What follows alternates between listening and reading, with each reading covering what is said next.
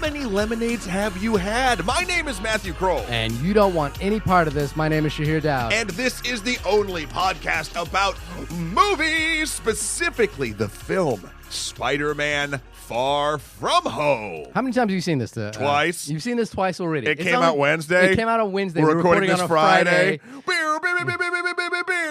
Wow. How is that possible? How did you see it twice? So I went opening morning. Right. Because I didn't know when I'd get to see it. And Right. One of the perks of making your own schedule, as you know sometimes, is you could go see movies whenever you want. The bad news is then the work is still waiting for you when you get home. Yeah, exactly. So I did that just to be safe.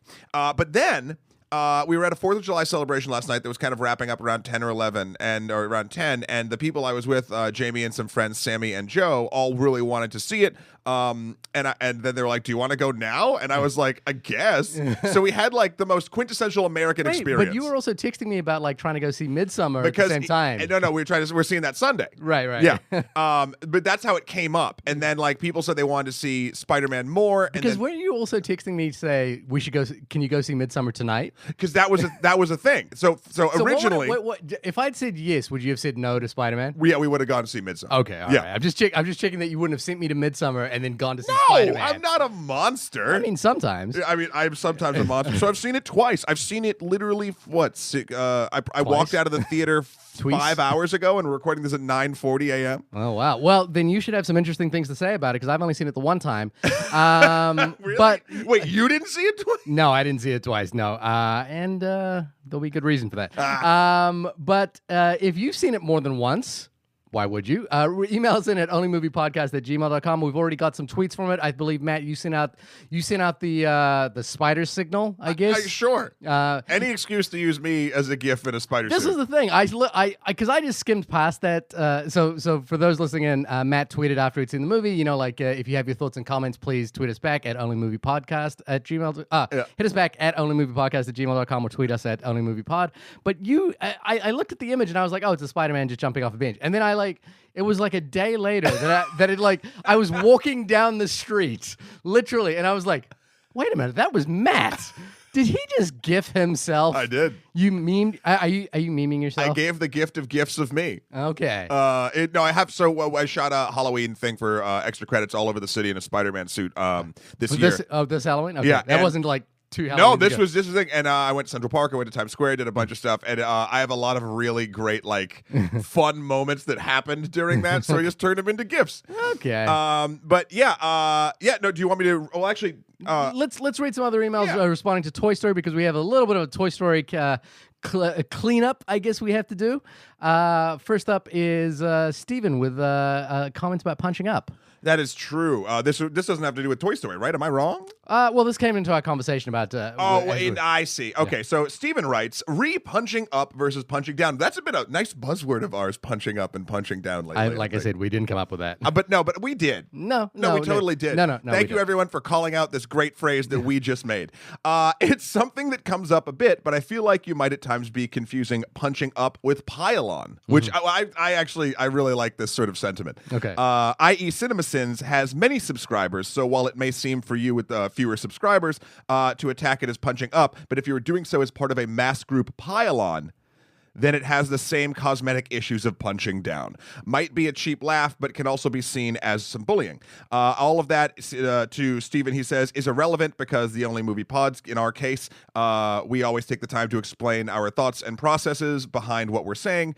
And he says he can't think of a single instance where either of us has intentionally said something mean-spirited just to grab a cheap laugh. Context is everything. Well, hold on to your butts. Let's see how this episode goes. Yeah, I was going to say, I appreciate the, what's the word, the faith the belief in us, Stephen, but just give it time. There's a great book about So You've Been Bullied on Twitter, I believe it's called, by Ron Johnson. And I've been listening to a lot of podcasts by Ron Johnson who talks about pylons or internet pylons and the conceit of internet bullying. You must construct additional pylons. Oh, there you go. Yeah, I see what you did there. I think it's fascinating. He's got a great podcast called The Last Days of August, which is about the death of an adult film star by the name of August. I want to say August Ames, but I might Okay. I might be wrong about that. It's really fascinating. It's really interesting. I don't think I think our sentiment there is that we are the lowest rung in the podcast. No, in the movie community, I would say. I've always said we were Z-list. I'm going to move us up to Y-list. Oh, really? I think we're doing good enough, and we have enough. I mean, we interact with a lot of you fine people all week, and it's very, very lovely. And the fact that we actually have people that listen to us and that we can chat with, I think that moves us to Y tier. Okay, we got what 24 more places to go. Yeah. So the only way we can punch down in the traditional sense, and not the way that Stephen just eloquently laid out, would be if we were punching down on if we were saying like accusatory things toward a media source that had not started to exist yet. Okay, okay, that's fair. But in that sentiment, I'm just going to read out the next two tweets, which is actually one of a series of tweets that we got and emails because we made an error in our Toy Story judgment last week. What? During our Toy Story 4 review, we talked extensively about where does the Toy Story franchise move from this point forward, and I posited, and you agreed with me, that the only place to move forward would be a toy-human interaction that explored the origins of the mystique of toys, Right? And everyone piled on quite accurately that this has actually happened in the Toy Story universe in the first film. Baby Dread points out that never thought, off topic, you guys also talked about how toys have never interacted with humans, but that happened near the end of the first movie. And our friend The Blade, you gents are going to receive quite a few messages about this. We sure did. But the toys are able to directly interact with humanity. It happens in the first movie when they pull a scared straight routine on Sid, the neighbor from next door. And I went back and watched that scene. And what's funny is I had actually just rewatched Toy Story 1 remember. with my son, but I just didn't even remember that scene. I'm gonna poorly logic my way around our mistake. No, it's gonna be really fun. It's gonna be really fun. Ready? No, we were wrong. No, we weren't, because here's why. No, wait, I got this. Okay, so maybe they can only interact with people that that will eventually cause something else direct harm. No, because I got nothing. It's funny. I It's got funny because nothing. I watched the scene and I was like ever so hopeful because there's basically the only way that Woody is interacting with Sid is through his voice box. So he's basically changing the words that are coming out of his voice box, but it still needs a string to be pulled, kind of thing. But at the very, very end of it, he like turns to Sid and says, "Now play nice," in this sort of menacing way, so he can actually talk to him. I think, and look. Maybe Sid was high. Sid was 9, or Listen. I don't know what he was huffing. He was ripping toys apart. But I think we did try to posit the idea that this would be a broader extension of where the universe could go. And I guess where we were wrong is I think it was something you said where you posited the idea that toys could not physically interact with I was objects. trying to piece it together in that way. Yeah, but we were completely 100% wrong about that. You know Thank what's you interesting? everyone for Yes. emailing and tweeting us in. We absolutely deserved that shellac. The interesting thing about it too, then that means that out of all the toys in the Toy Story universe, right? I mean, we don't know every story, but since people haven't realized that toys can talk, yeah. That means they're all so good at this. Like, yeah, where did they get their training? You'd think that there'd be way more, fuck ups, because there's probably more toys than humans on the planet. I think it also comes down to like most people don't think about toys in that way. Like, so one of the running gags that I've always seen in the Toy Story movies is that the toys will move around randomly. You know, like in Toy Story 4, the Woody and Forky end up outside the truck for no apparent reason. And the parents don't question this because they're just like, oh, the toys get thrown around. So I think they also have that sort of like veil of deception or veil of ignorance that comes with them because nobody gives a shit about 100% agree. I do think it's interesting, though. It's just the sheer math of it. Like, if you really wanted to break it down, so like there's probably, let's say there's twice as many toys on the planet as children. I bet you there's more. Yeah. So even, let's take adults out of the mathematical equation. That means that and children and adults or whoever, mess up all the time, be it socially awkward things, doing bad stuff, doing inappropriate things. So you'd think that there would be a number of toys messing up enough where humans would start to get Like, and I guess like kids would be like, "Mom, my doll talked." Like that would probably not fly. So maybe it's just maybe you are right in the sense that like it's just a like for the amount of times that toys fuck up, more adults don't pay attention. Yeah, and I think if you looked at, I guess this is a thing in the Toy Story universe, and it happened in the Finding Dory universe,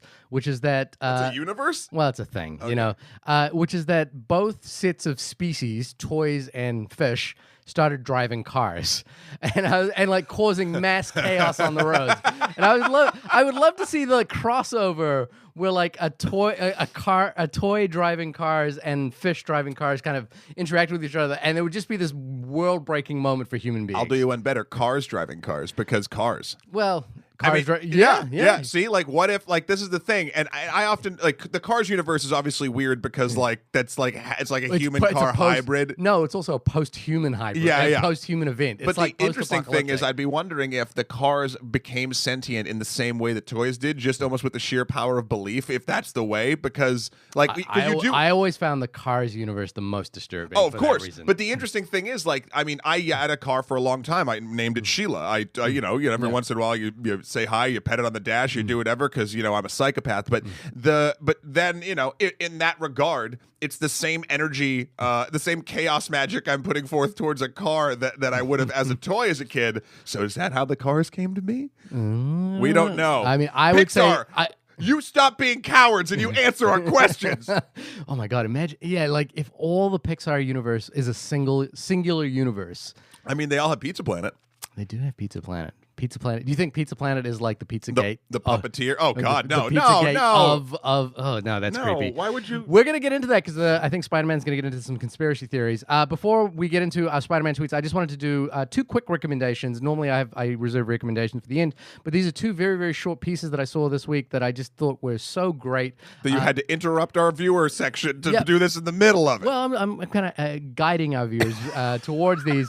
One is the unauthorized Bash Brothers experience from the Lonely Island on Netflix, directed by Mike Diva and Akiva Schaffer. If you love Popstar, and we did, Popstar ended up on our top 10 list for that year, and I think is having a sort of a moment on Twitter for the last year. Please see the unauthorized Bash Brothers experience, which is just bonkers. It's basically the Lonely Island replaying. I believe it's Jose Canseco and I can't remember the other player's name. Mark Warren? I don't know. I don't know enough about baseball, but this thing is bananas. It's so incredibly directed. It's basically an extension of the pop star idea, and basically what Lonely Island have been doing for a while, but turned up to 11. And it's phenomenal. I watched it. It had my mind blown. The other one is Anima from P.T. Anderson, which is the 15-minute film. 15-minute film. The Unauthorized Bash Brothers is only 30 minutes. Anima is only 15 minutes. A music video for Tom York's solo project. Absolutely beautiful. Shot on the RE65. Incredible choreography. It's kind of like Buster Keaton meets Metropolis or something like that. Yeah. It just all pointed to me the idea that Netflix might be the home for music videos from now on. Larger scale music videos, which I think is kind of cool. I haven't seen something like Anima since the days of when Michael Jackson and Will Smith used to do those big sort of tentpole music videos. I feel like Netflix is the natural place for anything that's like short film length or like music stuff like that, because like even it's interesting. A lot of I think the average view time at this point, like the sweet spot, and write us in onlymoviepodcast@gmail.com if you know the answer to this more than I do, because it would be helpful. I think the actual, and it fluctuates, sweet spot of timing on like YouTube is around 10 minutes. And that's not for viewer retention. That's just for the maximum amount that the algorithm will shoot your thing around. Yeah. Which there's many, many factors. But now I wonder, like, I've seen like short form series now, even like smaller stuff like mid tier or low tier animes and things like that on Netflix that are only like 17 minutes or 12 minutes long. Like, I like the option of having bite sized stuff on Netflix. It just does make sense. Well, your world is about to change. Have you heard about Quibi? No. So Quibi is Jeffrey Katzenberg's company, which is going to be launching fairly shortly. Quibi is a massive platform designed only for short-form content in the sort of 10 to 15 minute mark. And they've signed some fairly big name talent onto it, most notably the two Stevens. Yes. Steven Soderbergh and Steven Spielberg. And again, the content is meant to be only 10 to 15 minutes long.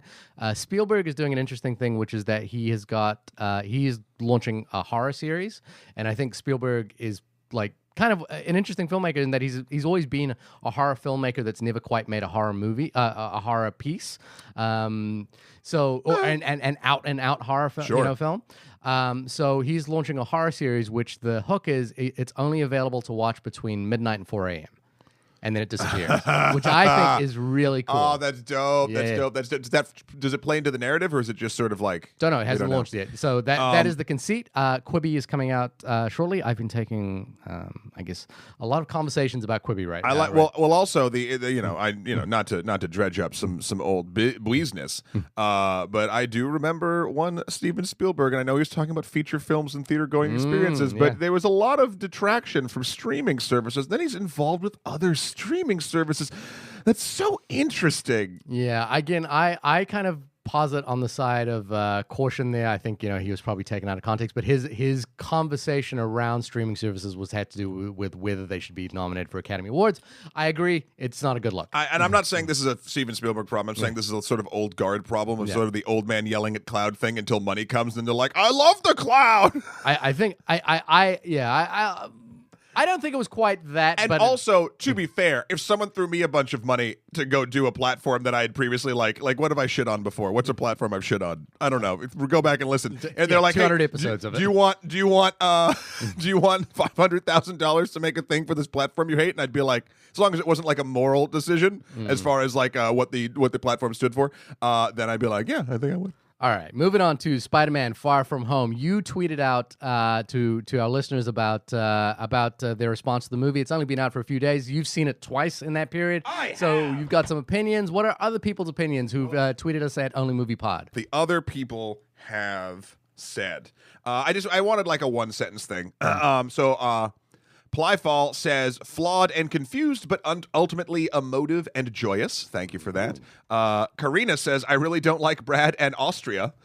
Okay. I was like, what? And I'm trying to piece together. Karina, if you're listening to this, just a section in Austria. Was there a section in There was a... There's a section in Austria, and was Brad the bus driver? The blip. The Blip kid, the kid who was going after MJ. Oh, yeah, Blip kid. Official 2020 Gamer writes, delightful to watch, plenty of amazing jokes, plus, in my opinion, great return to form on Marvel movies with two pretty important end credit scenes that totally could have been in the movie. Okay. Return to form. Yeah, I know, I'm interested in that. Yeah. And then Shayna writes, my favorite part is Edith. And once we get there, parts of that are very, very true. So thank you, everybody, for, placating me, gifting myself to get some responses. Okay, Matt, we are in an interesting place right now where I think we're getting a new Marvel movie almost every couple of months at this point. I think the only one I haven't seen is Captain Marvel.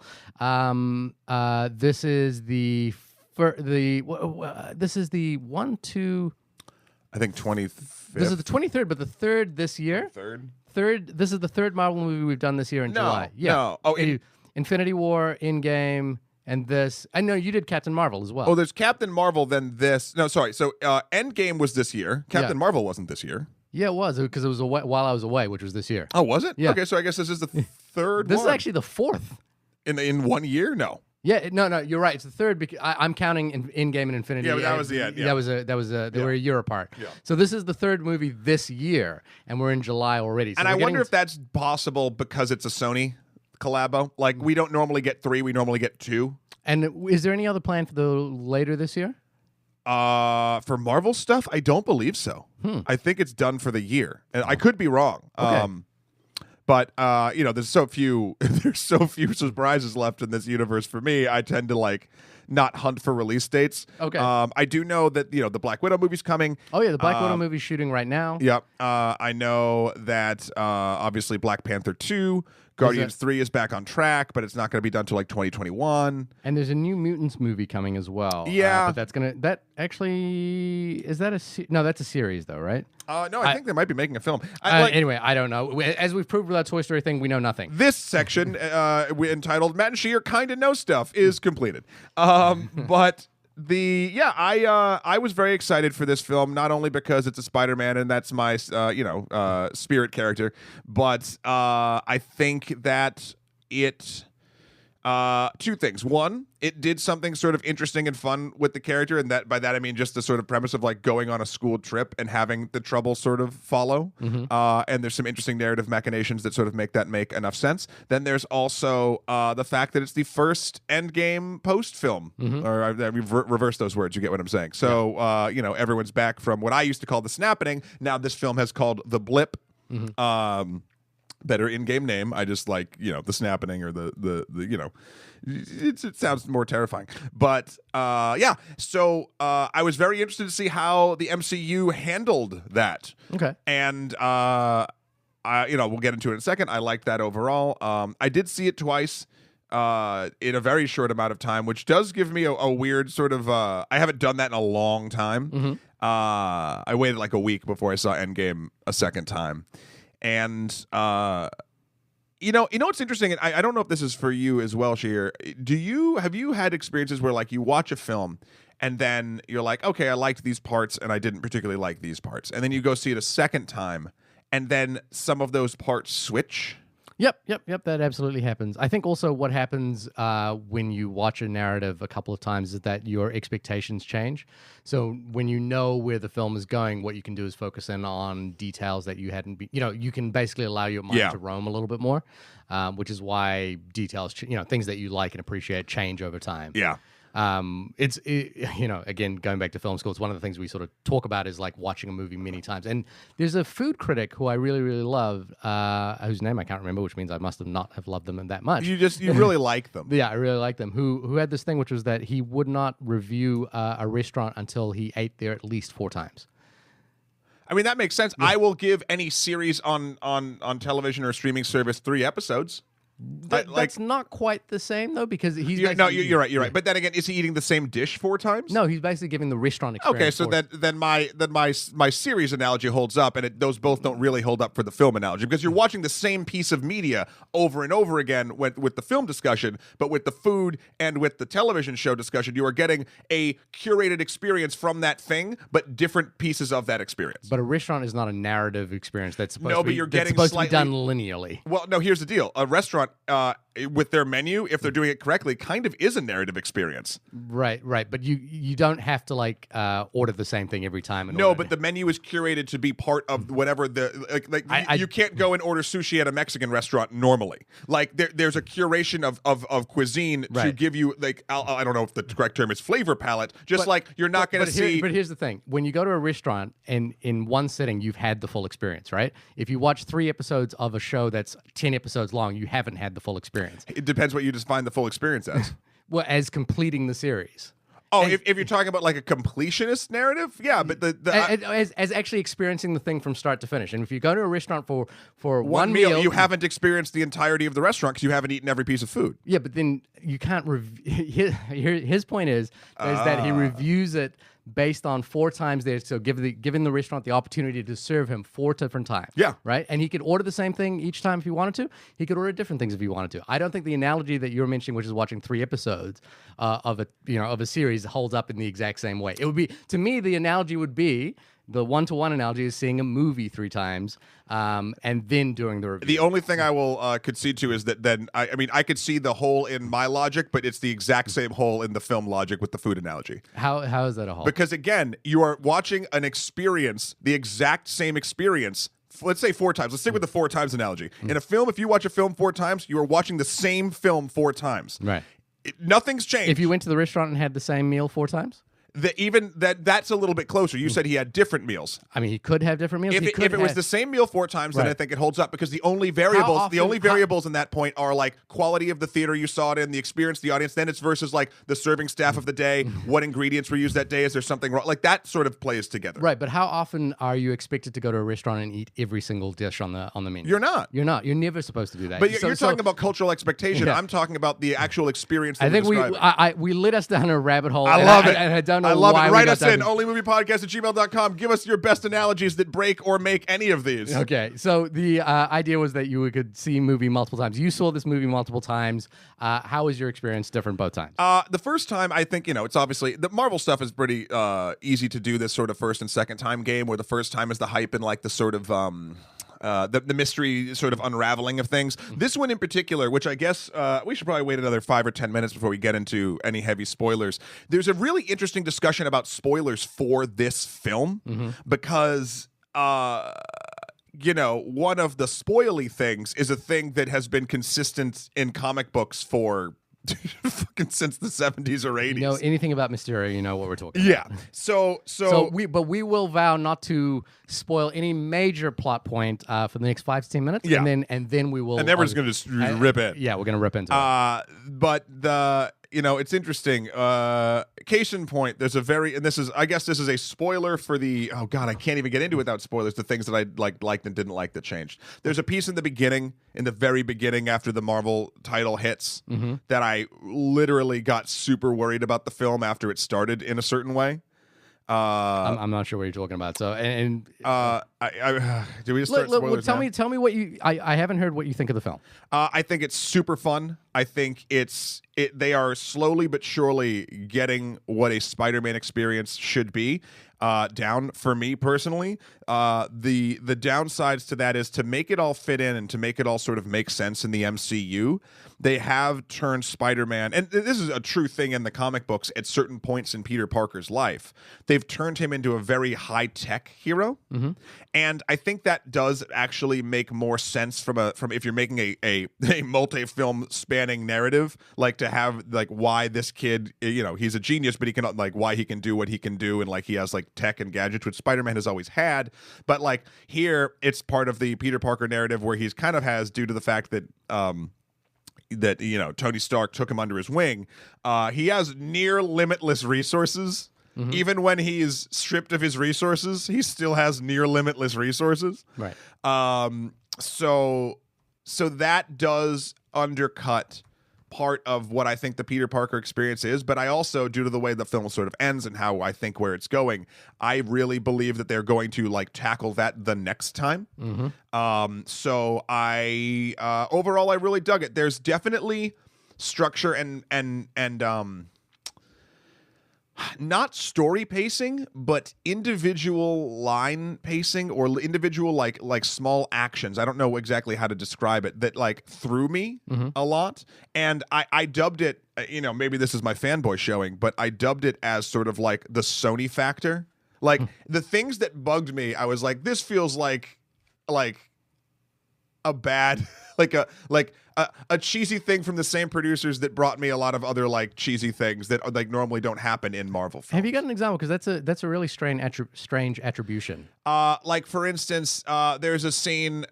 This isn't too much spoilery, but Spider-Man's trying to stop something from falling down, and there's a bell in it. Yeah. And he webs and he tries to grab it, and it pulls him forward. And he smacks his head on the bell, and the first time you're like, "Oh man, that looks like it hurt." Yeah. And then he gets up, and at a very sort of what's supposed to be a tense-ish moment, I guess, he gets up and does it again, and it pulls him forward. He smacks his head on the other part of the bell, and it was so slapsticky, like more slapsticky than anything else in like the first Spider-Man Homecoming, more so than anything like even like Thor and Ragnarok and Guardians like have funny moments, but I don't think they ever sort of go into slapstick.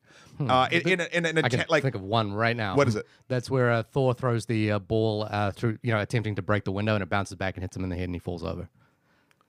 It's when he's Oh, trying to yes, when he's trying to escape. Yeah, I mean, that kind of reminds me of that. Let me put it this way. Let me put it this way. It was sloppy slapstick. Like that to me, for whatever reason, the way they put that scene together in Thor, that felt like a natural extension of the scene and the characters of what was going on. It wasn't in a incredibly tense moment. It wasn't made to there was a lot of moments in this, like I think when it dipped into stuff like this in the action where I felt like the timing of it was off or the amount of it was off. Whereas I think in Thor, and this might be just another praise to Taika Waititi, he knows how to do that. He knows how to integrate it, and he knows how to put that into scenes where it belongs. So a lot of the stuff I had problems with were sort of minor pace-breaking things for me, but I had a really good time. And I know we've been joking around like me seeing it twice, et cetera, et cetera. Like, if my friends hadn't wanted to go last night, I wouldn't have rushed out to go see it again. I really enjoyed it, but it's not something where I was like, I need to see this again right now. So yeah, I mean that's pretty much where I had a really good time with it. There's issues. What about you, buddy?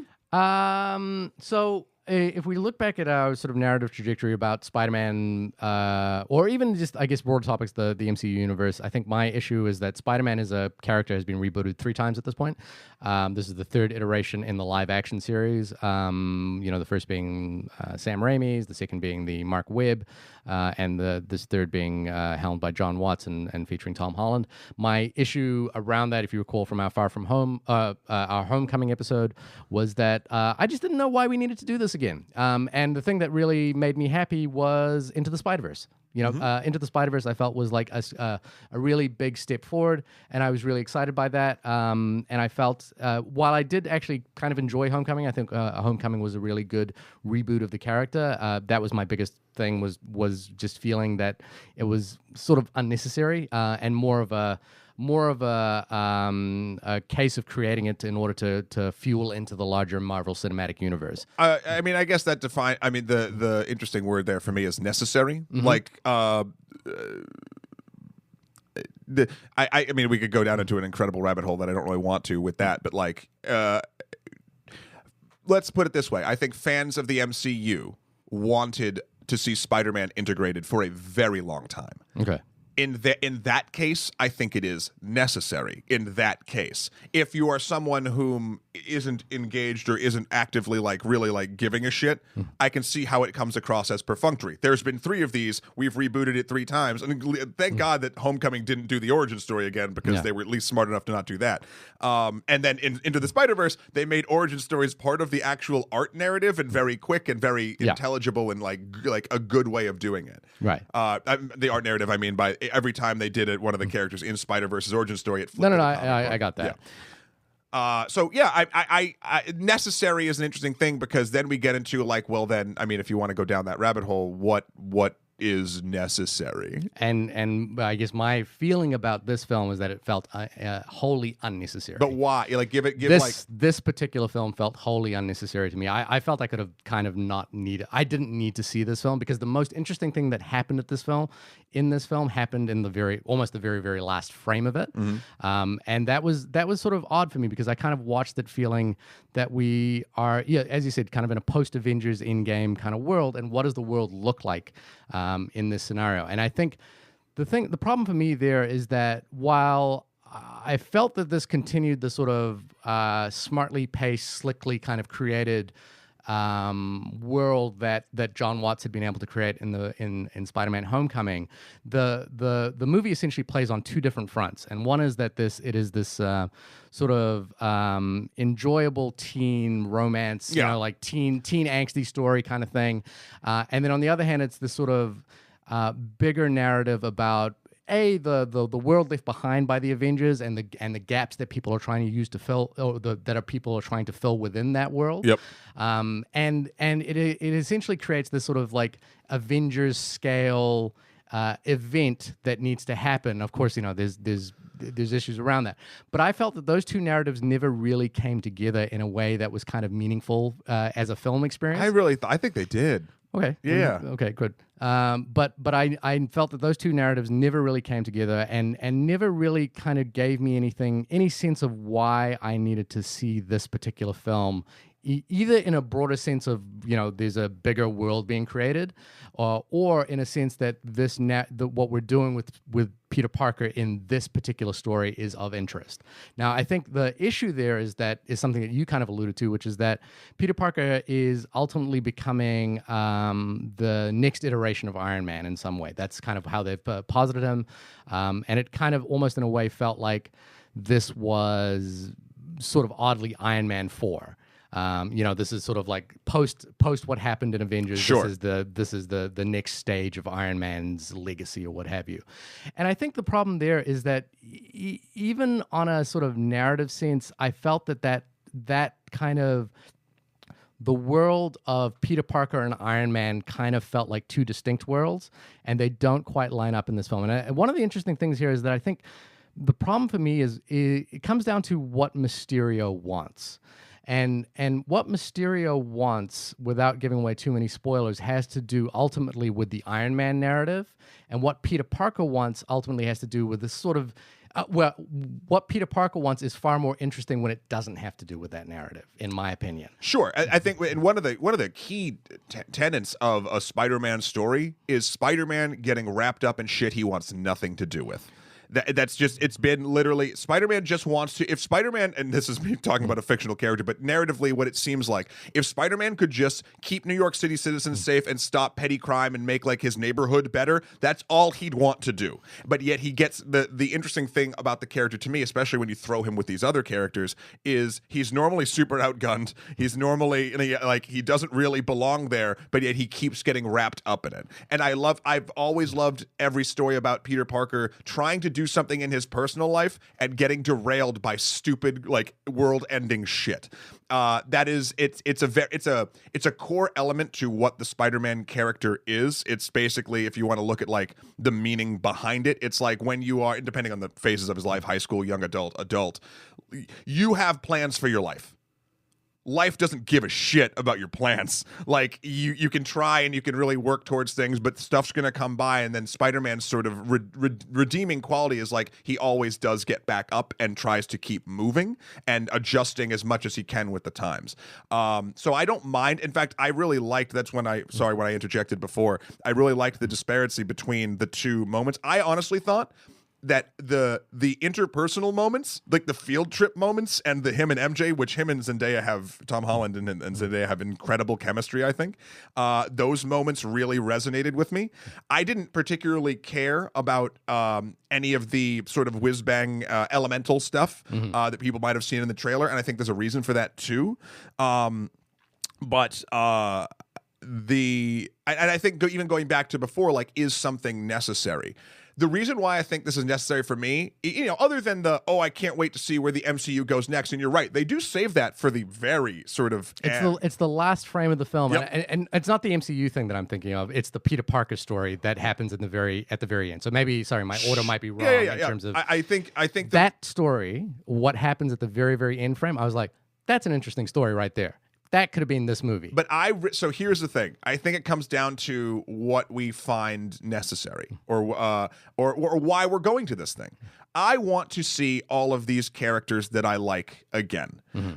Something I've written down in my notes that I really enjoyed about this film was that every character, no matter how small, has one or two sort of a little bit like you allude a little bit back to like more of who they are than you would normally in any of these films. Like his entire classmates and the teachers and like all this stuff, they all have like, we hang on moments on a lot of them way longer than most movies would, because they realize the strength of this is kind of in all of the characters and their interactions. I really latched onto that, and those are the reasons, and the sort of, I'll call it the human side. I don't know if that's the best placement for it, but like the characters and what they do with them is why I wanted this. That's what it delivered, and that's why I think it felt necessary to me beyond the last couple scenes, or the last two things we're talking about. Did you care about Peter Parker and MJ getting together? I did, because I did not. Here's the thing. From a narrative perspective, walking into the film, I didn't care, right? And then it switched me because of, it felt really real to me. It felt like, and maybe this is just because I can relate to certain aspects of it. But like, yeah, I went on school trips, and yeah, I had a crush on a girl, and yeah, like it all sort of, it spoke to a lot of sort of history in my own life. Of course, not the well, I won't, maybe, who knows, the action stuff, but it felt very real to me because I'd experienced things like it, and it's also just. I'll sort of finish up with this. If the actors didn't do what they did with the material, it would be very easy not to care for me. I think they elevated what they were doing, and not just Tom Holland and Zendaya. I think that the entire sort of kid and teacher class elevated it. Like, for instance, I thought, and there's maybe reasons for this, again, spoilers we'll get to, but that Nick Fury and Maria Hill like were just phoning in every goddamn scene they were in. I thought that I think Jake Gyllenhaal did do a good job. But Mysterio's a weird character and very tricky to pull off, so it worked sometimes and it didn't work other times. I was on, and I thought it was necessary for the story of the kids, and maybe not, maybe not the actual story, but the way that the story was told to me.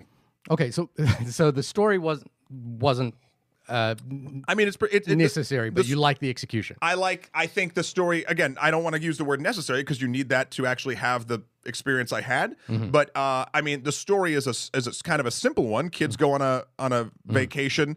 One of them likes the other one. Who knows if the other one does? There's a bunch of mishaps.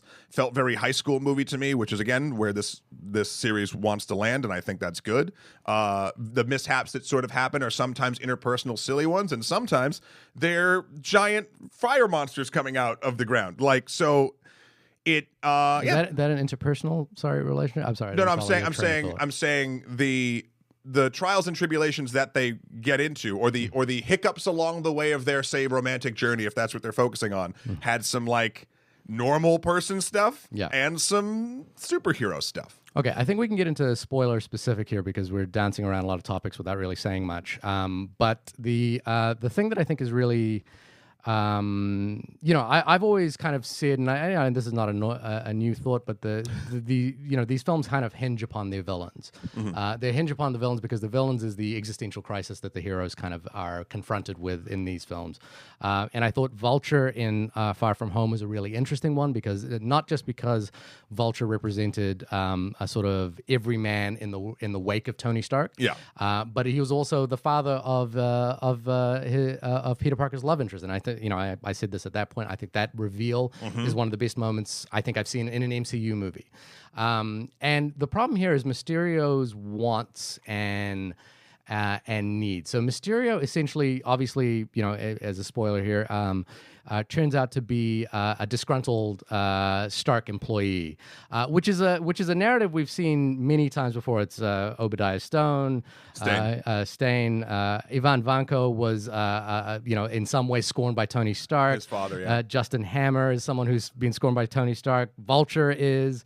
It's a narrative that we've seen so many times before, and it's kind of replayed here in a way that when the reveal came through, I was like, oh, okay, that's what we're doing with this. I guess we've done this before, and I'm not that, because in the comic books, Mysterio is a criminal who's a special effects person, who basically is just using his special effects skills to commit crimes, which is ridiculous. But it's like, at least I get it. In this, he is ostensibly trying to get the Edith technology. Or wanting to re-inherit what he had lost from Tony Stark. But oddly, I was like, he's kind of, his power of the elementals, or the way he kind of does that, or means he's already kind of there. Like I was uncertain what Edith gave him other than reclaiming his historical past. Edith gave him literally the power to be the next.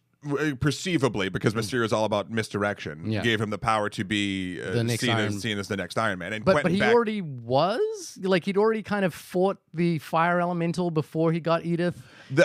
So there's a couple here. I mean, if you want to get into what I think of the flaws of the Mysterio story arc, I mean, these are the small ones. I'll give you a large one. And actually, Jamie called this out, and I was like, oh, fuck, that's true. So here we go. We cut back to, like, I'll get there eventually. The scene that we're talking about is once it's revealed, like, you know, throughout the entire film, Mysterio comes and fights these elementals and is like kind of working with Nick Fury, and they meet Spider-Man and becomes a sort of a very forced surrogate father figure, even with the beard, and he puts on the glasses and thing. And like, there's actually legitimate, like, I think both Jake and Tom did great in those scenes together, but there was always something that fell a little bit flat for me in the first couple of times.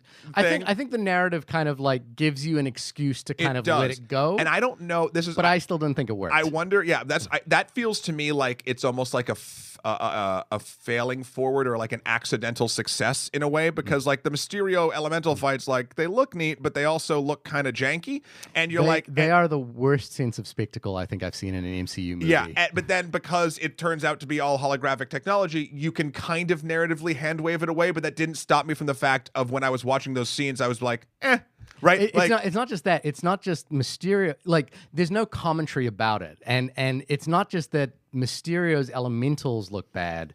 It's that Spider-Man looks bad in those scenes, and like everything. I didn't think that. Everything around those scenes. I just thought Mysterio looks kind of dumb. No, I think to me the visual effects around all of those scenes looked pretty bad. Oh, did you see it in RPX? I did see it in RPX, yeah. And you know, for example, Spider-Man hopping over those like pylons that are in the water, and I actually thought that looked really good. I thought that looked pretty awful green screen work, and I think everything around the sort of scale of things that they're trying to do here are amongst the sort of, I guess the best way I would phrase it, the most video game looking and video game in the sort of worst possible way. And I get, you know, I think the hand waviness is the spectacle that you can kind of say, well, Mysterio is kind of putting this on, but there's no commentary about that. No one's ever like saying, didn't the waters kind of feel weird or anything like that? The only sense we get, the only way we reveal this is MJ, gets one of the projectors, and that's the only way anyone ever notices that this isn't real. No one's ever saying, oh, that looked a little weird or anything like that. So there's no commentary about it. It does not do the switch well. No, and I found that the spectacle of it was kind of flawed and bad. I also found what Mysterio wants post getting Edith to be really confusing. Well, so there's a couple narrative scenes. Yeah, you know? So just going back to and we will get there. Going back to the big problem with Mysterio, even after they get Edith and he gives his like fun little speech to his like group. And here's the thing. I love that group dynamic. Like, we talked about how like there's been stark, disgruntled ex-employees. Yeah, this was like they basically did a callback to like a couple of them, which like minor little characters, which was very, very fun to me. I thought that made it a little bit more fresh, and to pull something like this off, it can't just be one person. It has to be like a team of people, because otherwise, I mean, it's just too. He even says at one point, "I'm trying to fool 7 billion people." Like you can't do that on your own, basically, I guess, without magic. So that's cool. But here's the thing. We see that thing when it's a hark back to, I believe, Civil War, when Tony invents Barf. Yeah. And then it turns out that was Quentin Beck's technology, and he renamed it Barf, and he was pissed, and like zooms out and you see him. So here's a question, and you might be able to hand wave this away due to another spoiler that you find out near the end of the film, that Maria Hill and Samuel Jackson are not actually Maria Hill and Samuel Jackson. They are Skrulls, that one of them is Talos from Captain Marvel. And basically, you would think that Quentin Beck, right, an ex-Stark employee, if he went to Nick Fury, the top cop, would know, look him up at least on this planet. Yeah. Yeah, the sort of the narrative of like he comes from another planet seems to be just sort of given. Yeah, and it's funny. Again, I go back to this movie does a lot of things where it sets you up and you think things are dumb and stupid, like character motivations or the way that the spectacle looks, and then, you know, narratively, the fact it looks like that, it makes sense, but they never actually mention it in the narrative. Yeah. So that does have some moment breaking stuff. Yeah, and I just couldn't get on board with like, so. Positives I will say is I think Mysterio's sort of double-blind mind tricking of Spider-Man when he's kind of going into that world and, Yep. and like, really messing with Spider-Man's head. I think that's kind of when I started clocking into like, oh, this is what Mysterio is capable of doing, Yep. and I like it here far more than I think the Elemental stuff. Oh, 100%. I mean, it's way more interesting because that's like... It's about Spider-Man. Yeah. It's about his character. It's about things that actually relate to him. So I think actually that stuff kind of worked and worked really well. And I was like, oh, okay, if this is what we're going to do from here on, I'm in. But that's not really what the film does from here on. And he suddenly goes back into like doing another elemental strike on London. Yeah, and, he needs to do... And I'm not sure why he needs. He needs an Avengers level threat, basically. Isn't like the elementals attacking 3 countries in Europe, Mexico, Austria, and where was the third country they went to? I can't remember. But the attacking three countries there isn't, and he's also kind of proven himself as a hero. I was uncertain what his game was at this point. I think, and like it's kind of fueled by this idea that he needs to kill Spider-Man and the 3 students that know about him, and he also like kind of doesn't want to, but he's a little bit broken, so he doesn't care that he doesn't want to. But it's also like, but just a quick question there as well is that we've kind of established that Edith can do tactical strikes anywhere.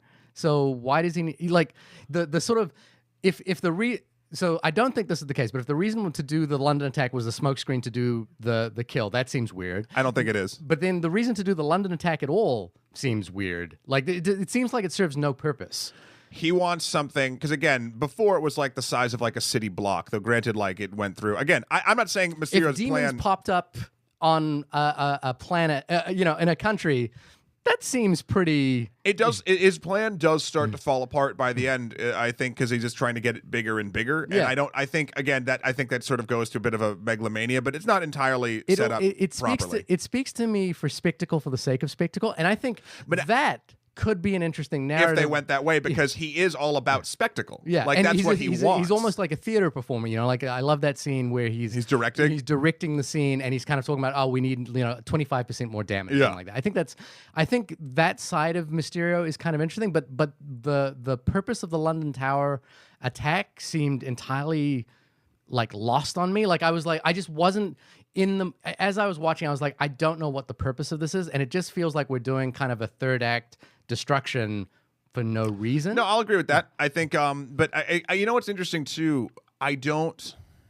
While that is entirely true, in the moment of the films, both times I didn't care. Right. Like I was still on board for sort of the fun of it, and I did want to see, like, for the first time I wanted to see how he ends up beating Mysterio. For the second one, I wanted to see sort of some intricacies of those scenes, or just kind of like see if I could focus in on like some other cool stuff. Like I thought that weirdly enough, and you might have the answer to this too, the choreography of the CGI.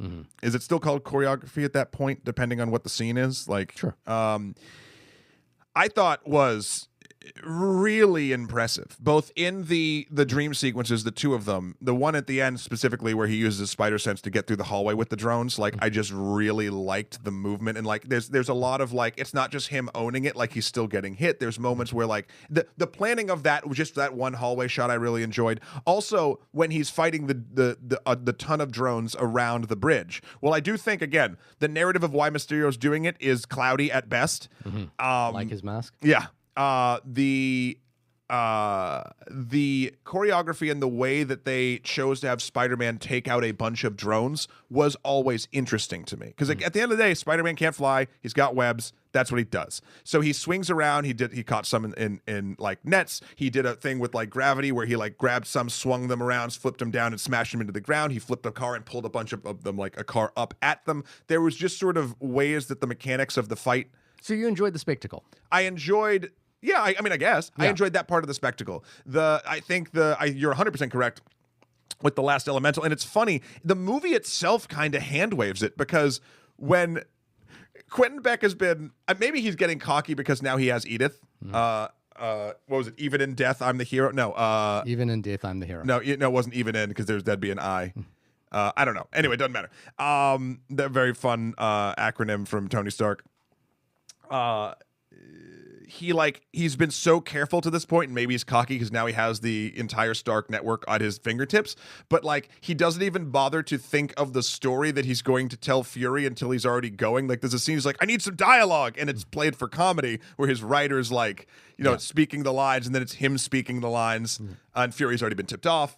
Well, because this is the point at which it's been revealed that the London Tower Bridge is fake. But even those lines don't make sense. That's why he doesn't have lines to say. But the lines he says doesn't make sense at that moment. Because they're being created for him at that moment. Yeah. Because he wasn't expecting this to happen. Yeah. And then again, the last scene, they kind of do some stuff. I think to me, Mysterio could have been an interesting character, and I think an interesting sort of extension to the Avengers world, because he is speaking to the iconography of the Avengers. Yes. He's speaking to the iconography of Tony Stark in particular. He's basically saying that what people want is the illusion of power, or what people want is the illusion of safety that Tony Stark provided. And everything in his costume, the attacks are kind of speaking to trying to create that. The problem is, and I think this kind of, for me, gets into this sort of meta-narrative problem about necessary and unnecessary at this point, is that the spectacle for the character in this film serves no purpose. Like he has already achieved the things that he wants. He has already become the hero, but there's no grander scheme of what he needs what he needs from doing the London Tower attack. And that's where this sort of sense of unnecessary comes from me, because in my estimation, then it becomes this case of like the film almost doesn't know what to do, with Mysterio or with Peter Parker at this point, because the most interesting thing about this film to me is the reveal that Mysterio does at the end, which is that, Spider-Man is Peter Parker. But he seems to do that out of spite. That's not an end game for him kind of thing. And so it becomes this, and I think this is sort of a really fascinating, I think the idea of what Mysterio is doing is creating the illusions of spectacle, the idea that he's creating this sort of false flag attacks, and the introduction of Jonah Jameson as this sort of Alex Jones type conspiracy theorist in that world. I think that kind of points to this idea of a post-Avengers world where everyone is able to interact with these ideas and construct them and pluck them and create them however they need. I think that's all really fascinating. I don't think this film actually does anything with those ideas. And I don't think the film actually knows what to do with that idea. And that's why the end for me just leaves me feeling like, oh, the most interesting thing you did here was reveal who Peter Parker was and introduce J. Jonah Jameson as this Alex Jones conspiracy which the video game did, which the video game did as well. But my thing with the Marvel movies has always been, and I will say this quite unequivocally, is that I don't think Spider-Man, Thor, Avengers, Infinity War had kind of played into this problem, is this idea of teasing a better movie. And that was teasing a better movie for me. And that was not this movie. Like, if this third act was about Mysterio revealing who Peter Parker was in order to further his ideological, perspective, or even his criminal endeavors, then I think that's an interesting sort of push of the character. But ultimately, once Mysterio gains Edith, there's nothing for him to do. And there's nothing for him that this film gives him to do. It becomes a moment of just wanting, of greed. But like, it doesn't, you're right. For what? For what purpose? He wants to then become like the number one go-to person for... He's already done that. He hasn't, though. Like, there's still other heroes. He basically wants to... Again, I'm not saying... Stop making faces at me. I'm literally talking. I apologize for having a face. He's literally trying to just... Like, I'm not saying his plan makes sense, because it doesn't. I think the third act, in particular, the one you have a issue with, I, too, have an issue with the motivations of Mysterio. I find that London attack too unnecessary, but I think you've equivocated unnecessary of the third act with unnecessary of the entire film. I would have to say, if a third of the film doesn't need to be there, and again, I'm not saying that a third of the film doesn't need to be there. I'm saying the motivation behind the last attack of Mysterio does not equal the amount of care that was given to the rest of Mysterio's arc. But it points to a bigger problem, which is that they don't know what to do. Like, what does Mysterio's arc have to do with Peter Parker? Other than all he needs is Edith. You know what I mean? I'm answering you. Okay. Like- If you're, are you going to get upset because I'm interrupting you? I mean, yeah, but you asked a question, Okay, and then, let me- but you can reiterate the question. Okay, no, I can point to a thing here. Like Batman's ideological foe is the Joker, Sure. right? And the reason Batman's ideological foe is the Joker is because the Joker is about chaos and anarchy, and Batman is about order and control. Mm-hmm. And what does Mysterio have to do with Peter Parker? Here's the interesting thing about Batman. Only about a third of his rogues villain. Well, I'm answering your question. Yeah. The Joker is 100. What you've said is 100% true. What, Clayface? Poison Ivy? What does Mysterio have to do with Peter Parker? I'm getting that. What I'm saying is not every villain of a superhero is the ideological unbalancing of that character. And this, again, because Spider-Man is rolled into the MCU, And I apologize for interrupting, but are you saying that Mysterio has nothing to do with Peter Parker? I'm saying I'm getting to how it does, but it's not you are 100% correct in the disparity between Peter Parker's high school story and Mysterio existing. There's no connection there other than Peter Parker still feels guilty about Tony Stark's death. He is definitely sort of in a bit of a free fall with sort of like not knowing what to do because the way the world has presented him, like, are you the next Iron Man? He doesn't want to be the next Iron Man. He knows he's not the next Iron Man. He just needs some. Nick Fury wants him to step up and all this stuff, and all he wants to do is be a fucking kid. Mysterio comes in, and again, I think it's way more effective in the first 2/3 of the film, comes in as another strong hero who, in a certain light with the beard and the glasses, has a Tony Stark vibe, has a lot of like future tech or magic or like whatever. Even when they sit on that roof, they have that moment of like, it's really nice to talk about superhero stuff. He starts to have those sort of like Tony moments he kind of had. And it turns out that it's actually just obviously a trick. The way Quentin Beck connects with Peter Parker's story more than Mysterio does. And the interesting thing that I liked was Spider-Man is also all about making mistakes. In Spider-Man or Peter Parker's quest to kind of level out what he wants to do with his life, it's akin to sort of a Spider-Man No More thing. Not that he's quitting, but at the same time, he wants to just go on his fucking trip. And the world, Nick Fury in particular, keeps making it so that is an impossibility. So the second that someone, and again, more of a father figure comes up and says like, hey, like you can live your own life, do what you want, even though it is a lie, that is the part where it ties in. And then in the third act, which I 100% agree, it does get weirdly perfunctory, but I already care about the characters so much that I just want to see how it ends. Could it be done better the way you described if it sort of like was about revealing Peter Parker's identity? That would have been weird because he didn't really give a shit about it before, and I like that it was a moment of spite. Like it was 100% like he even says like right before it happens, like I have contingencies, which is a very Mysterio-esque thing to do. I think if it was set up differently and it went to that place, I think it would be better, 100%.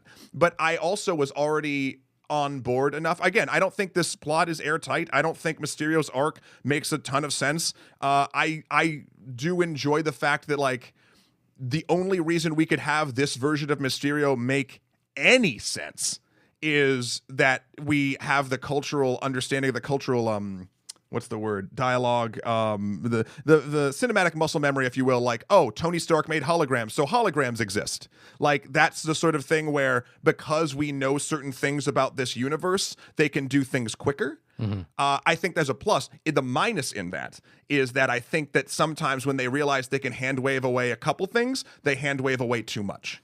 And the third act, especially Mysterio's goal, because I was trying to think about it too. So he wants to become a high, like, and that's why I equated it to greed or just wanting to be like seen as the most powerful thing. Like, okay, how does that benefit you beyond just being the thing that like Nick Fury is taking to Germany? Why do you need to destroy London Bridge, or even give the impression that London Bridge was destroyed? Like, yeah. What purpose does that serve? I think I the only reason I can answer that too is I think he just wanted to seem more and more powerful, right, which is a Mysterio thing. They don't set that up that well. Yeah. But I mean, again, I don't think that issues, I guess we're sort of, because we've been going for a bit, and you can do your final thoughts for the end. I'll just say the reason why I liked this movie was the interpersonal stuff that was constantly interrupted. The characters living their lives, spectacle things happening, somewhat interesting interactions between Peter Parker and many different characters. Mysterio's powers, the way Mysterio worked, I liked the way that they built it, and I had a good time just watching this film. Even the second time, I was like, I thought I was worried I would be really bored going into it, because I was like, well, I know what's happening now and the big things at the end. But even beyond the problems that I discussed, I think this is a a mid-tier but yet super enjoyable film in the MCU, and I don't know, I dug it. Okay. Yeah. I mean, for all those reasons, I think like saying that the third act is unnecessary, but that doesn't negate the I never entire. said that. Didn't you just say that you? I said that you agreed that the third act didn't work. I said I agreed that Quentin Beck's motivations in the third act didn't work. That doesn't mean the whole third act didn't work for me, because I still enjoyed it. Therefore, it worked for me.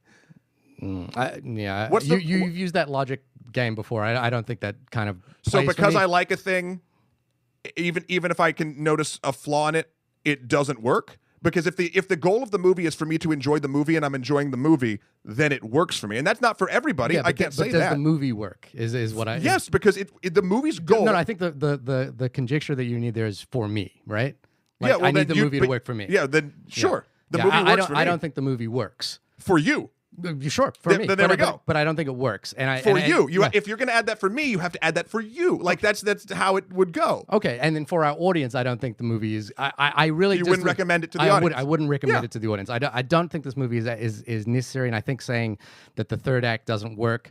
Again, I didn't say that. Okay, well, we can wind back the tape there, but saying that the third act doesn't, because doesn't work means that the movie is okay. I think fundamentally, if the movie doesn't land in the third act, then I think that's a pretty severe problem. I'll save the rewind time. I said Quentin Beck's logic in the third act doesn't work. There's a lot more going on in the third act. You have the catharsis of all of the kids. You have Peter and MJ. You have the storyline between the fake Nick Fury and all that jazz. You have post-credit scene. No, even when it's sort of going on in the act, in like what's happening when he figures it out with Happy Hogan. You have all his stuff.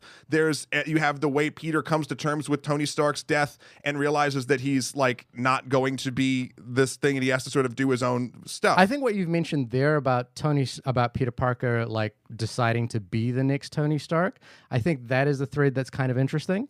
To me it didn't like play as big or as connected to Mysterio's kind of third act, and that to me is the big problem. And he didn't. The catharsis of the entire thing was that he was not going to be Tony Stark. He was going to do his own stuff, like with Tony Stark's technology. Yes, and which Happy is Hogan, why that I brought up at the beginning one issue where with he's using the glove and everything. because that was a nice callback to just sort of being like, to him remembering his. It feels friend. like we're kind of playing in we're putting Peter Parker into Tony Stark's Yes. world, and that to me just doesn't seem to land. To be honest, those stories are not my favorite Spider-Man stories. Yeah, and it just doesn't seem to land. And for me, the broader issue around the MCU at this point is that they've kind of done this larger end game, so to speak, and ultimately they're in a position of starting up again or figuring out what the next stage is. And this first step to me was a misstep in terms of like there was no compelling reason in the MCU world for this movie, and there's no compelling reason even in Peter Parker's world for this movie,